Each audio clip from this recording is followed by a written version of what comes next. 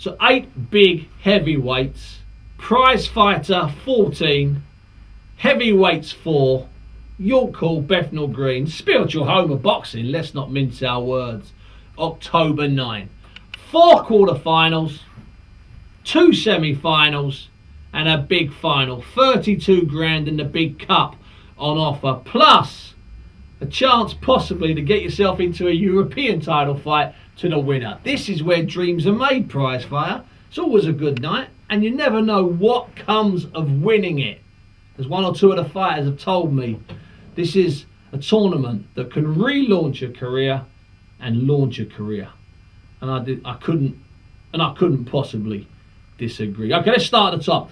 Big Matt Skelton against Ali Adams. What do we know about Ali Adams? Well, we know it took him a year to get from Iraq to Hammersmith, and that's a hard old journey.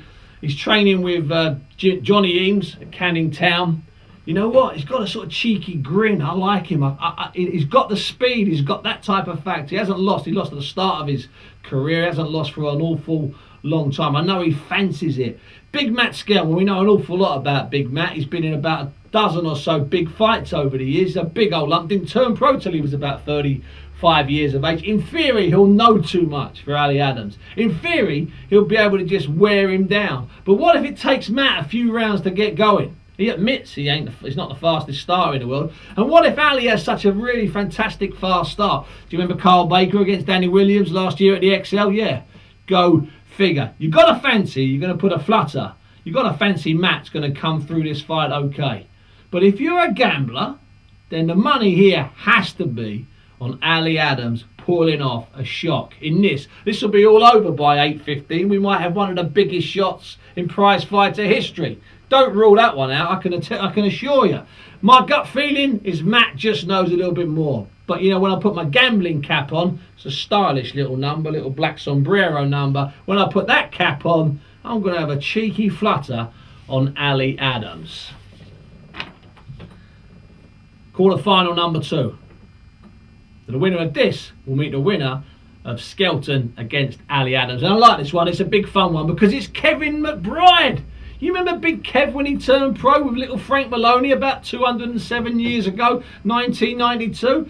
Well, he fought this guy and fought that guy and worked his way through. Of course, Kevin's big claim to fame at 37 years of age is that he finally sent what was left of Mike Tyson into retirement. And as Big Kev said, you still got to beat the man. The other guy's got 2 hands. He could have easily knocked me out. Absolutely right, Big Kev. Lost his way a little bit since then. He's had a couple of kids. Lives over in Boston now. And his opponent, it's a tricky one. This guy called Franklin Egobi. Okay, now he was born in Lagos. That's where he's got the title, the Prince. Okay, he's based in Tooting, but in his last fight, he was stitched up, and that's the only way to describe it, in a fight for the Latvian heavyweight title. Yes, I did say the Latvian heavyweight title. Okay, but he's a big lump. He's nearly 18 stone. He's about 6'4", give or take a couple of inches. And I've got to tell you, even though McBride's even taller, about 6'7"-ish and a lot heavier, I like the look of this Franklin Egobi. He can bang a little bit, and I have a feeling he might just be too fast for McBride. He might just be a little bit too fast for McBride. I imagine McBride will start as the favourite, but I tell you what, a semi-final between Egobi and Skelton. If I was a gambling man again, wearing my little black number, that's what I'd go for. Sorry about that, Big Kev. I know I've known you a long time, but I'm going to back against you with the guy that should really now be the Latvian heavyweight champion. We should be celebrating Franklin Egobi as a Latvian heavyweight champion. He told me that some of the rounds were cut down to 1 minute, Steve. 1 minute. They were cut to 1 minute. What chance did they go? Every time he dropped the Latvian, they kept stopping the round. And when it was over, they raised the Latvian's hand. You got to love it, eh? He was even smiling as he was telling me the story. Michael Sprott, he shared the ring with the very best British heavyweights from the last 15 years. He's won some, he's lost some.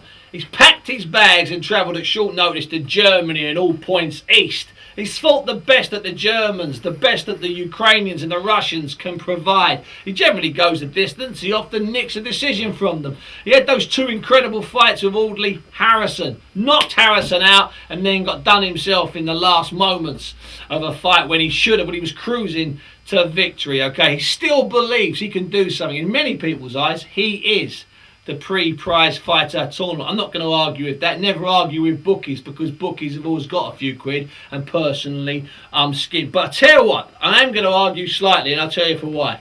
Because Danny Hughes, I fancied Danny Hughes a lot, okay? Last year against Audley, people forget this. People say Audley won Prizefighter with 3 punches. Well, he didn't. He won 1 fight with a punch. He won the final with a punch. But against Danny Hughes, okay, dropped Danny Hughes, Big Danny got up. Now, Danny's 24 years of age, and he's a proper big lump. It says here he's 6'5". I think he's even taller than that, to be honest with you. And he's a big old boy. Now, he had a training injury in January, went over on his ankle, carrying a bit of weight, took a long while to repair. So he's only had 1 fight since that Audley fight. And I think he's made for Prizefighter. Plus, he's been training out in Poland with Albert Sosnowski, who's going to be fighting for the European title against Dimitrenko. So Danny's in good nick. He's had proper sparring, and I just have a feeling he might start fast. So I think that's a good bet. I think Danny Hughes to upset Sprott, I think that's a good bet. And get your money on early, because by the end of round 1, if Danny's won that, the odds change drastically. Some of the way those odds change is unbelievable. It's damn near criminal, I tell you. Anyway, we move on. The last quarter final, 2 kids relatively unknown. Shane McPhilbin from Nottingham. Okay, he's only had 3 fights, and he's lost 1 of them. But he fought Tyson Fury 3 times as an amateur, and Fury didn't knock him out. And when he looked me in the eye, Big Philbin, like that we were, eye to eye. When he looked me in the eye, he said, Fury didn't knock me out. None of these guys are going to knock me out. Plus, he's fit, he's fresh, he's young. He's 24 years of age. Now, that's a danger. In a race like this, in a tournament like this, that kid is a danger as far as I'm concerned.